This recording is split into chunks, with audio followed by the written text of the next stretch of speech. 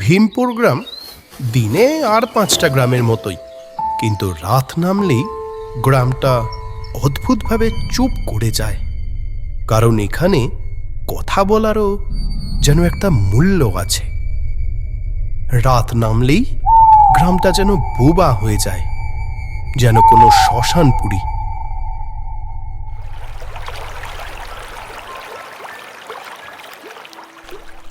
গ্রামের এক বাসিন্দা নুরুল নদী থেকে মাছ নিয়ে ফিরছিল।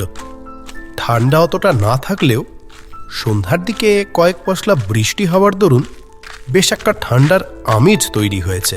আজকে নদী থেকে মাছ ধরতে ধরতে তোটা রাত হয়ে যাবে বুঝতেই পারিনি, কিন্তু মাছ বেশ ভালোই পেয়েছি। আগ থেকে বেশ ভালোই মাল করি পাওয়া যাবে।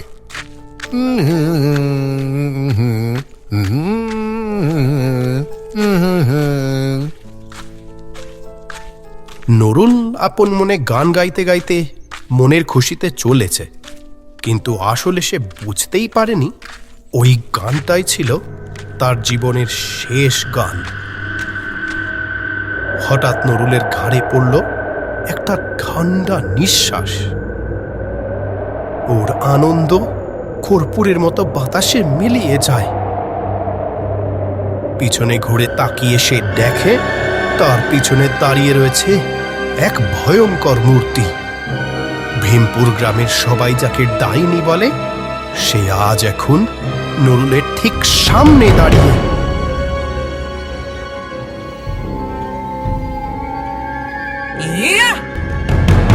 নুরুল হঠাৎ বুঝতে পারল ওর গলা দিয়ে আর কোনো আওয়াজ বেরোচ্ছে না। মুখ খুলে চিৎকার করতে চেয়েও সে শুধু শূন্যতা অনুভব করল। আজ থেকে তোর মুখের আওয়াজও কেড়ে নিলাম। নুরুল সেই অবস্থাতেই গ্রামের দিকে ছুটে যায়, চিৎকার করার চেষ্টা করতে করতে। কি গো, তুমি কখন থেকে ঘরের মধ্যে এমন অস্থির হয়ে ঘুরছো কেন? ও, বুঝতে পেরেছি, আমাদের ছেলে আসছে, চিঠি লিখেছে, এই নিয়ে চিন্তা করছো। কিন্তু ছেলে তো 2 দিন পরে আসবে, আর তুমি স্টেশনে লোক পাঠিয়ে দেবে তো বলেছ। আর এইটাও তো ঠিক কথা, ওকে কতদিনই বা আর নিজের বাড়িতে আসতে বারণ করবে?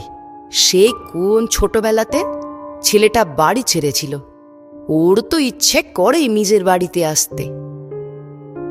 হরনাথ তার গিন্নির দিকে একবার কেবল করুণ দৃষ্টিতে তাকালো, কোনো উত্তর দিল না।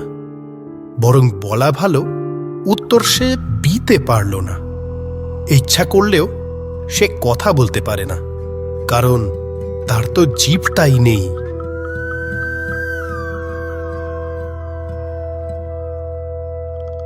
হরনাথ জানলার কাছে গিয়ে বাইরের অন্ধকারের দিকে একভাবে চেয়ে রইল।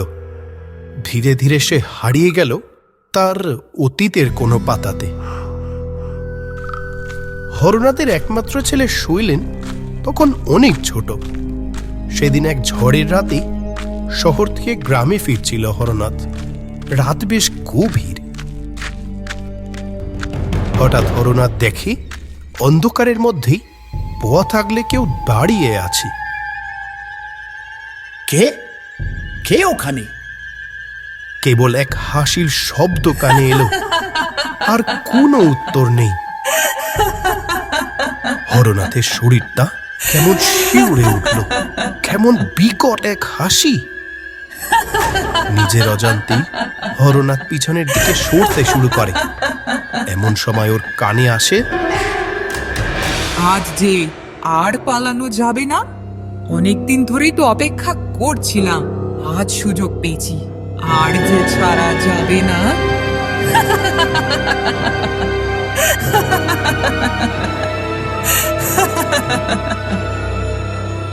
হরনাথ নিজের কাজের চিন্তা নিয়ে এতটাই বেশি মগ্ন ছিল যে ভীমপুরের এই বিভীষিকার বিষয়টা সে বেমালুম ভুলে গিয়েছিল। আমাকে ছেড়ে দাও। তোকে ছেড়ে দেব? তোদের পরিবারের জন্য আমি শেষ হয়েছি। তারপরেও বলছিস তোকে ছেড়ে দেব? হরনাথ বুঝে গিয়েছিল এই প্রথম নয়, ও বুঝতে পেরেছে কে এই ডাইনি। এ!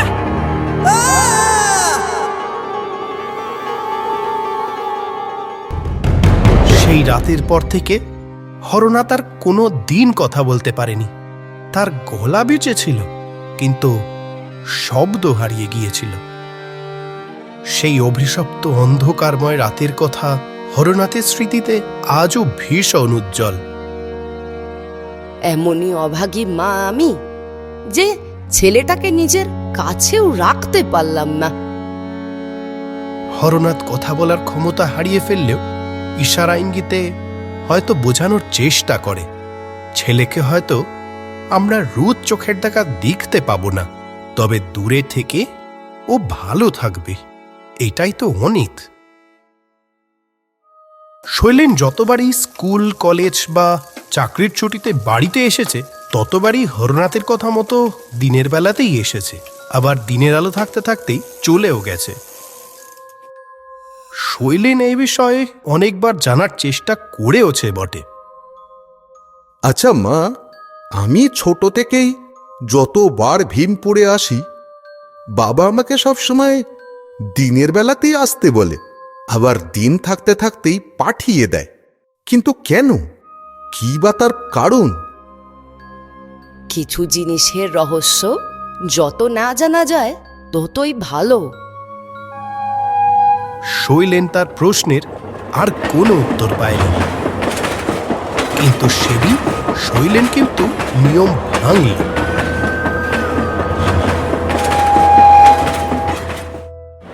শৈলেন যখন তার বউ মনিকাকে নিয়ে স্টেশনে নামল তখন সন্ধ্যা গড়িয়ে রাতের আধার নেমে এসেছে। তোমার বাবা মাকে কিছু না বলে এইভাবে আমাকে নিয়ে চলে এলে, এই রাতে আসাটা কি ঠিক হলো? এই জন্যই তো আরো তোমাকে এখানে নিয়ে এলাম। বাবা মা জানে আমি কালকে আসব। আজকে যখন আমাকে আর আমার সাথে তোমাকেও দেখবে তখন অবাক আর সাথে আনন্দিত হবি। এক রাতে কি বা হয়ে যাবে। কথা বলতে বলতেই শৈলেন আর মনিকা স্টেশনের বাইরে বেরিয়ে আসে। আমাদের পৌঁছাতে বেশ অনেকটাই দেরি হয়ে গেছে গো।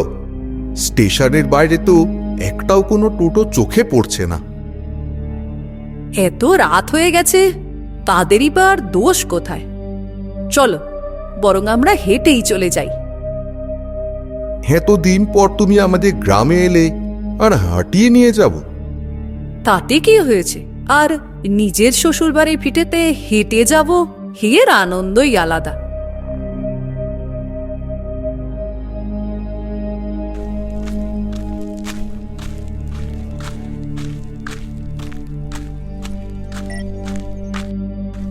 শৈলেন আর মনিকা হাঁটতে শুরু করে। চারপাশে হালকা কুয়াশার চাদর, রাস্তাতে একটা কোনো জনমানুষ নেই। এই রাস্তাটা ধরে মিনিট 15 হেঁটে সামনের ওই বাঁশবনটা পেরোলে আমাদের বাড়ি। বুঝতে পারছি তুমি আমাকে নিয়ে চিন্তা করছো। না গো, অত ভেবো না তুমি, আমার তো বেশ ভালোই লাগছে। ঠিক তখনই একটা কালো ছায়া সেই বাঁশবনের ভিতর থেকে বেরিয়ে এলো।